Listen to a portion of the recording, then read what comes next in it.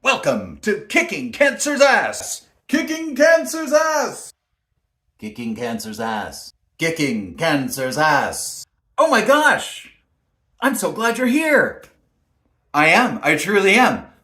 I know this is about the big C, but I gotta say, I'm really excited. I'm very excited. Why? Because we are gonna have a chance to share resources. If you're watching this right now, I'm gonna guess you may have just found out that you've got an experience with the big C, or you're going through some kind of journey with cancer. Or maybe someone you really, really care about is going through an experience with cancer. And see, the thing is, there's ways to help yourself. There are ways to help yourself. Now, if you've just gotten word, maybe you just got diagnosed, maybe you've been on this through a while, you might be completely and utterly freaked out. And I gotta tell you, that is completely normal, and it's okay. It's okay to be completely freaked out. It's okay to be completely scared. It's okay to have no idea what's going on. That's exactly where I was. You see, years ago, I got the big disease, and like so many of us. And at the time, I felt like I was the only person on the planet who had had this happen to them.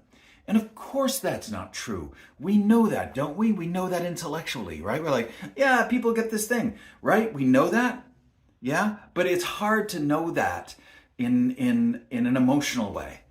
So I just felt so hard done by. I felt angry. I felt sad. I felt confused. I was freaked out to no end. And that was completely and utterly normal. And I'm healthy now, which I am so completely thankful for. But I gotta say, it was one heck of a journey. And I was completely unprepared, and I was completely uneducated for the whole thing. Every step of it. I had no clue what was going on. None. And that's why I'm here today. Because I have this crazy idea. Pardon me, I have this ridiculous idea. My ridiculous idea is that if somebody's gone through something that maybe is a little difficult, that maybe we can share those resources. Because you know as well as I do, when we do something, and you've done things in your life, I know you have. You've done incredibly, probably very impressive things, right? But we do something, we learn from that experience. We learn from that experience. And most of us, I think the vast majority of us, really want to help other people. And I gotta say, yeah, so that's what this is about. I want to make this a series of things where we talk about resources and I give you practical tips and tools on how to make this journey a bit easier for you. And there are many, many things we can do to help ourselves. And you might say, Rob, who the heck are you? Who the heck are you to talk to me? Are you a physician? No. Are you a nurse? No. Are you a medical professional of any kind? Absolutely not. I'm not. As you may guess, I have a background in performing. Or maybe you don't guess. I don't know. I was an actor for a very, very long time and did a bunch of comedy and had a whole bunch of fun. But then when I got the big disease, everything changed. Everything changed. And pretty much as soon as I was better, I started saying, I was so mad, I was so angry, and there was so much for me to say. I was like, I gotta start talking about this. So a bunch of things happened. I created a one-man show with my very good friend, Michael D. Cohen, and he co-created this with me, and he's now a big deal in Los Angeles. Thank you, Michael. And the show is called Fuck You Cancer. Stick that in your ear. It was called Fuck You Cancer. I'm sure I've bleeped this, but once again, what was it called? Fuck You Cancer. That's right. That's what it was called. And but it was I was really proud of it. It was really neat, and people were affected by it. And then I just kept working in that space.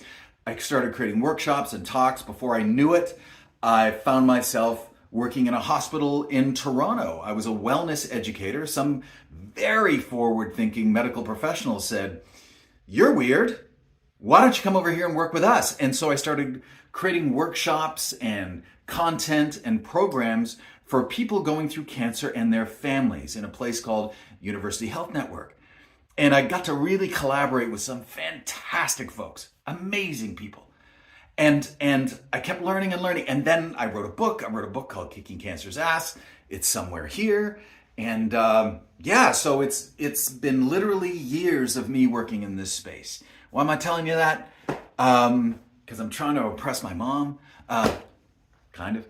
No, I'm telling you that just so you know I'm not just I'm not just some guy spouting stuff. This comes from a real place. Okay, so you got my resume. Oh, if I can give you something practical today, here's the one thing I want to give you. Here's the one thing I want to say. It's okay to ask for help. It's okay to ask for help. Yes, it is. Look at you. Look how awesome you are, right? I'm going to guess you're the person in your life, maybe, who gets stuff done. Are you? Maybe you have people in your life, people in your family, people at work, people who depend on you. Maybe a friend, maybe a pet. I don't know. But I'm going to guess there's somebody in the world who depends on you, isn't there? Yeah. And when you're that person, you get used to it. You get used to being the person who people call on to say, hey, can you help me with this? Hey, can you help me with that? Oh my gosh.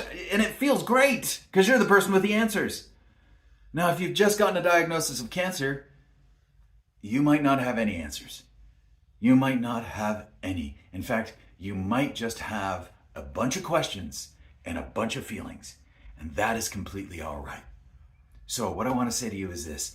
It is okay to ask for help.